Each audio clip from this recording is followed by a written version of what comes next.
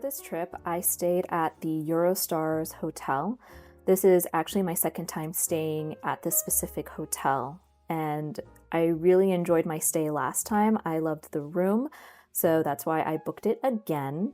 If I'm being honest, the main reason why I wanted to come back was because of this rain shower. It's like the best experience. Hello from Chicago. If you're new here, hi, my name is Melissa. And if you're not new here, hi, welcome back. We are going to be doing a shopping guide and just a general exploring, going on a solo trip with me in Chicago. Technically visiting my best friend who lives here, but I'm gonna only be able to see her for a few days. I've been here already a few years ago, and it was for work. My previous job sent me to Chicago to go to Lollapalooza to study their festival fashion. So it's kind of nice to be visiting Chicago and it's not work related. Done a dark aesthetic shopping guide for Vegas, which is my hometown. And I also did a shopping guide for San Francisco, which is where I went to college. And essentially, I guess I'm just turning my trips into content. But I know a lot of you guys who watch my videos really do love vintage thrift stores or just like local shops that you can get things from. And that's what I like to focus my videos on. And for those of you who are interested in my lip combo, because I always get asked that in my comments, I'm wearing a mix of Black Moon Cosmetics in Elm Street. So it's a very Freddy-esque lip color. And then the base is Rituel de Fille in Carnal. This is like a really good nude, not nude, but like if you are a dark winter, this is a really good nude for like those berry tones without it washing you out. Show off your jacket, show off your jacket. And her shoes. New boots, bitch. New boots. So the first section of this video is vintage shopping. So we stopped by Bodega Vintage. Bodega Vintage is a bit on the pricey side, but I will say out of all the vintage shops I went to, this was the one that had the most diverse collection. I was a huge fan of the leather jackets that they had. I was actually almost tempted to get this patchwork, almost Frankenstein looking leather jacket, but I held off. There was some pieces that kind of reminded me of Betsy Johnson in her 90s era. There was a lot of great plaid pieces, floral pieces. My best friend asked me to try this on. She just said that she thinks this would look good on me, so I took her word for it. It was giving very haunted doll, and I normally don't dress in the haunted doll muse aesthetic. I actually really did like it. I just don't think I would wear it often. I almost got this leopard print jacket, but it was a little too big. Next is Coco Row Coco.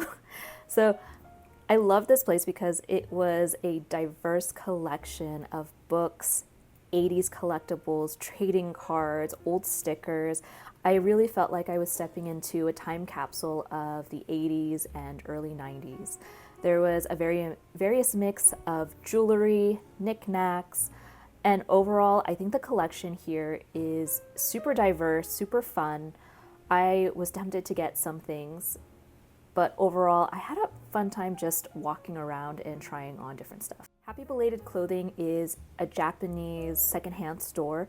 You purchase by the pound. This place was a lot bigger than I expected. So definitely if you end up coming here, take your time, give yourself some time to take a look at all the different pieces. And overall, the vibe of this place was very fun. Vintage Underground is actually quite small, but they had one of the most beautiful collections.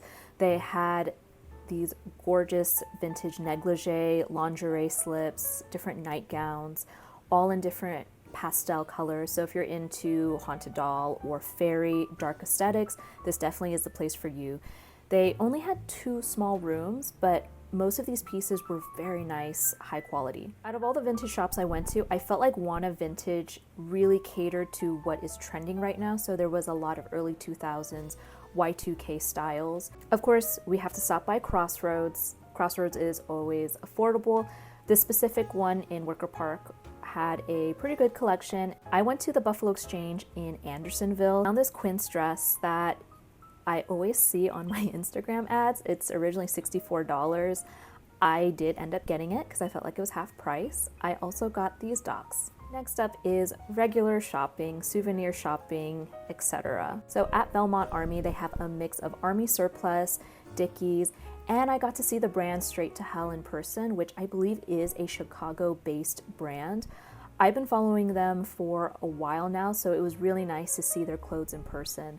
They were gorgeous. They were so high quality. I feel like if you're into mask, menswear, this is definitely a brand that I would recommend looking into. Downstairs of Belmont Army is their Army surplus section. They have a huge Dickies selection. They have different vintage wear, vintage inspired wear. This is also where the pins, badges, and different graphic tees were. So Neighborly, I kept seeing on my TikTok as the #1 place to go to if you want Chicago specific souvenirs, where they support different artisans, and it's just like this cool little knickknack shop that has very Chicago specific pins, stickers, shirts, pottery. Also, I don't know if you knew this, but the Field Museum is in Chicago, so there was a lot of Field Notes merchandise at Neighborly. Credo is where you go to for makeup, skincare, perfume brands, very niche brands as well. So if you've always wanted to try Heretic perfume and sample them, this is where you would go. They also have Henry Rose and different other niche perfume brands, as well as makeup.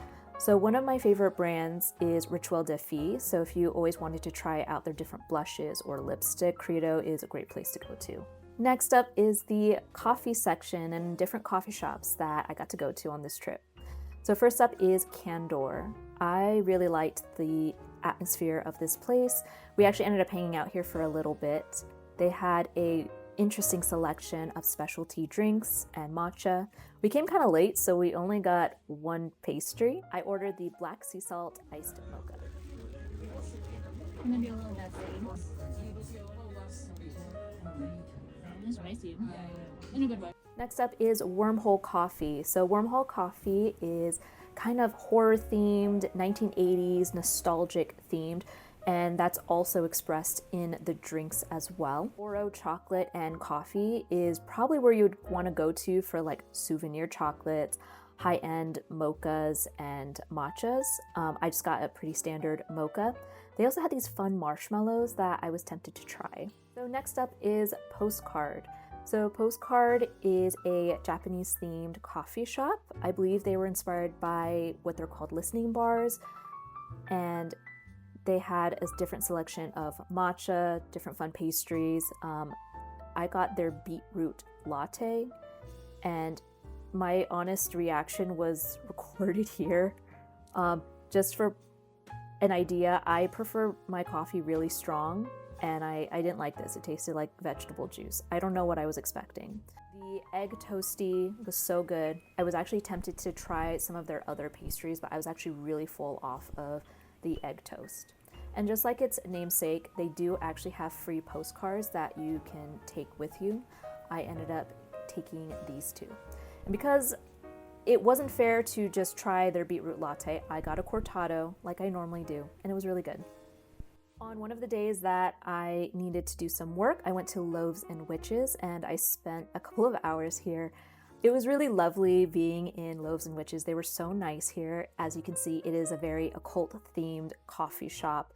They had a variety of different pastries. This is also very vegan-friendly.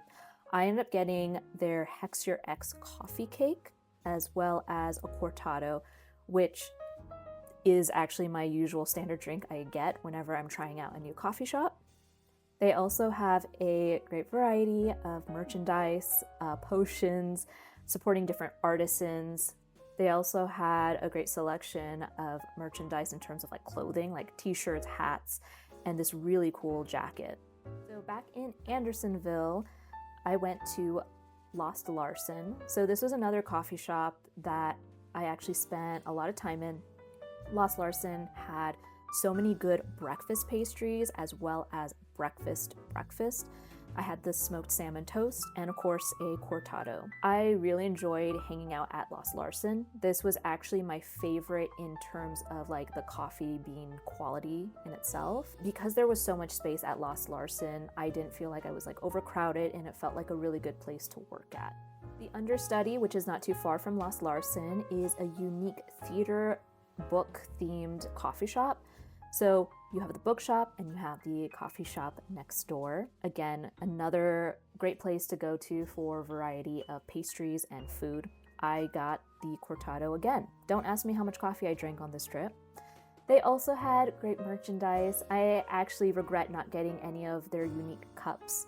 I really like the designs that were on their different coffee cups, but next time I'm in Chicago, I will probably get a cup. One of my favorite souvenirs that I got on this trip was the plethora of photo booth photos that I got with my best friend at the strip club. So the strip club has various vintage photo booths that you can purchase from. And what better souvenir to get on a trip than a tattoo? I went to Golden Pothos initially to get one of these surprise mystery tattoos, but I knew what I wanted, so I chose one of their flash tattoos. And I got this very tiny baby moon on my arm. And one of the things that I was looking forward to the most on this trip was going to any art museums. Unfortunately, I was only able to go to one. I went to the Art Institute of Chicago. So for those of you who aren't aware, if you decide to go to a museum on your trip, this is probably going to take up a good majority of your day. This pretty much took up my entire Monday, and I don't regret it.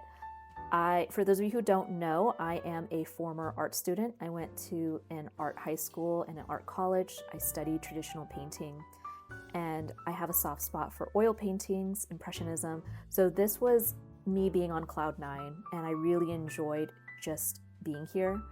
I also truly do see the intersection between fine art, fashion, and how everything comes together and is inspired by one another.